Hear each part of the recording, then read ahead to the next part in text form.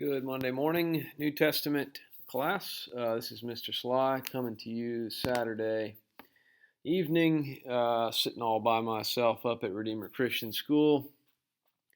I miss you people. I have been fighting technology all weekend. It is not agreeing with me. It has been a dark providence from the Lord. But nevertheless, I'm glad to be with you, at least from a distance. To begin our first full week of online school. Hopefully, you're not too overwhelmed with all of the craziness in all of your classes. I'm hoping that what I'm inviting you into in Bible class will be a little bit of a relief and refreshment in the midst of the craziness. What we're going to do I'm adapting a little bit from things I've done in past years. Because of the situation.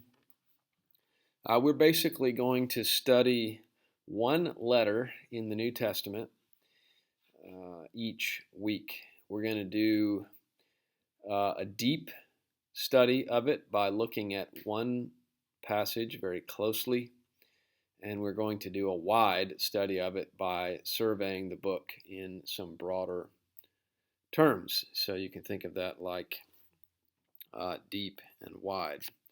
That being said, we're not going to have a test like we ordinarily would. I changed my mind about that over the weekend.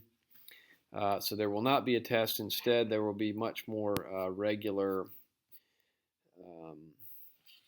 demonstration on your part that you are engaging with the material.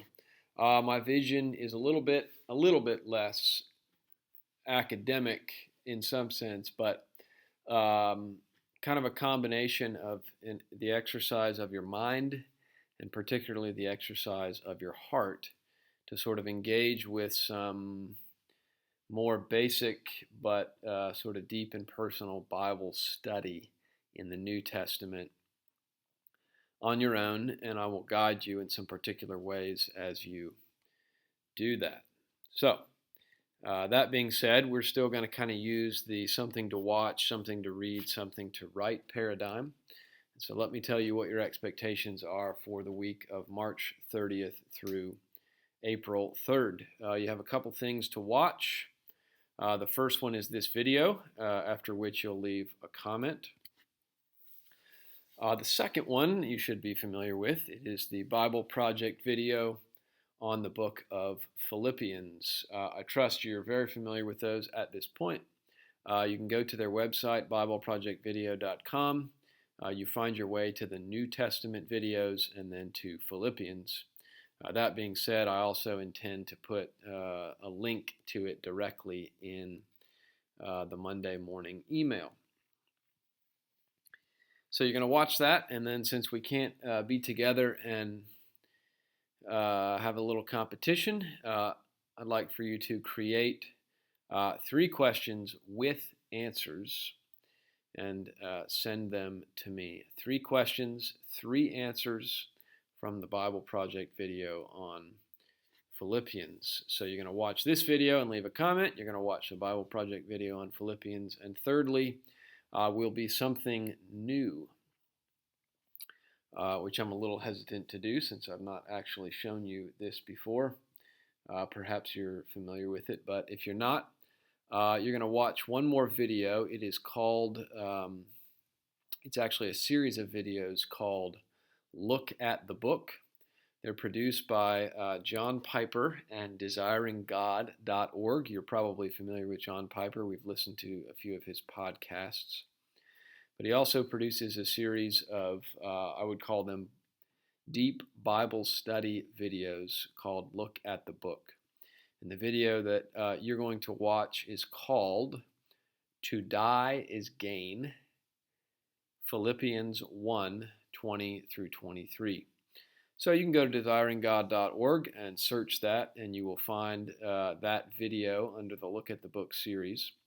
And I also intend to put a link to that video in the email as well. You're going to watch that, and then you are going to answer this question based upon what you learned from that video. I think it's about 10 minutes long, so hopefully that's not too oppressive. The question I want you to consider and write me one thoughtful paragraph is, how is Christ glorified in a Christian's life and death? How is Christ glorified in a Christian's life and death?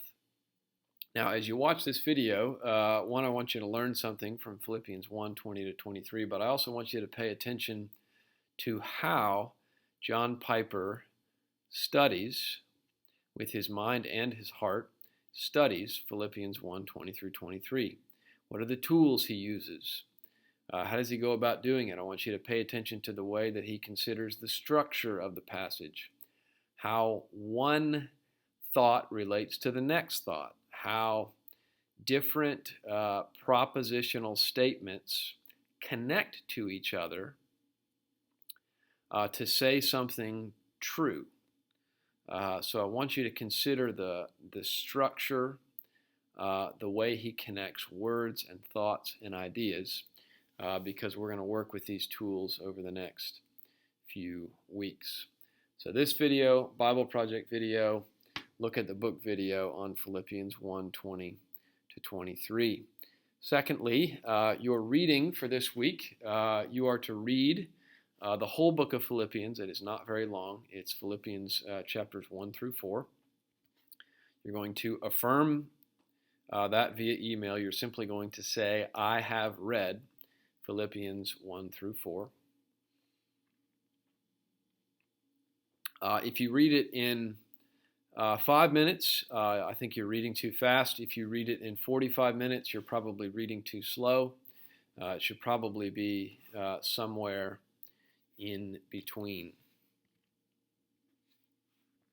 So that's what you are to read. And then thirdly, your writing this week is kind of a summary of some things I've already mentioned. First, you're going to send me those 3 questions and answers from the Bible Project video.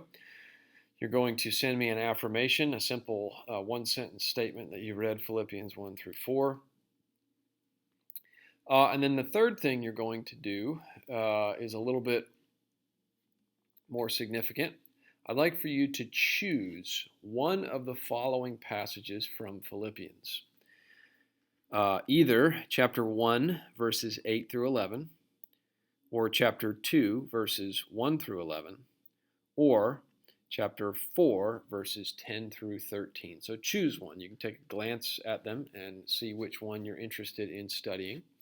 And then I'd like for you to study your passage, like personal Bible study. The vision is that you would sit down with your Bible in a quiet place and spend 15, 20, 25 minutes doing to this passage what you saw John Piper do to the passage in Philippians chapter 1. Annotate it. See if you can find a Bible that you can write in. Make connections. Is there a logical flow to the passage? Do different thoughts relate to one another? And can you kind of distill and discern one truth, one teaching made up of several parts in your passage? So I want you to study your passage, spend some time, devote yourself to it. And I'd like for you to write 2 paragraphs kind of demonstrating what you see there. What truth is taught in this passage? In this paragraph, I don't really want you to talk about yourself so much. I want you to talk about what truth is taught in this passage. And then in the second paragraph, I'd like for you to tell me how is that truth meaningful to you? So in this paragraph, you are talking about you. So first paragraph, what truth, as you've studied this passage, do you see there? And secondly, how is that truth meaningful to you? So to recap, you're going to write your 3 questions from the Bible Project video with answers. You're going to affirm that you read the book of Philippians, and then you're going to choose a passage, study it, and tell me what truth you see there in a paragraph, and then tell me how that truth is meaningful and applicable to you personally. And you're going to email all of that to me by Thursday, April 2nd at 3 p.m., which gives you 4 days to do it. That'll give you Friday off. You can do it all on Monday if you'd like and send it to me. You can scatter it throughout the week. You can send it to me on Monday or Tuesday or Wednesday or Thursday, but you need to send it to me by April 2nd at 3 p.m. And I would prefer that you send it to me in one email if possible. You can send me several documents with each element, or you can send me one document, or you can simply send these things to me in the email that you create.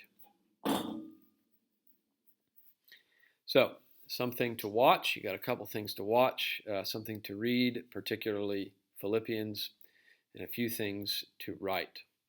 My goal is that you would have some sense of the broad scope of Philippians in general through the video. You read the introduction. You guys did well. You figured out for the most part that Paul is in prison when he writes this video, and that should help you especially kind of draw some of the flavor out of your passages. And then you're going to study your passage, and I long for you to sink your heart into it and to enjoy it. So that is the week of March 30th to April 3rd. Please email me if you have any questions or thoughts, or you just want to tell me how you're doing. And leave a comment at the end of this video. And I would like for that comment to be, what has been your go-to snack since you've been sitting at home so much? What has been your go-to snack as you have been sitting at home in social distancing mode? Love you guys. Miss you. Hope you're doing well.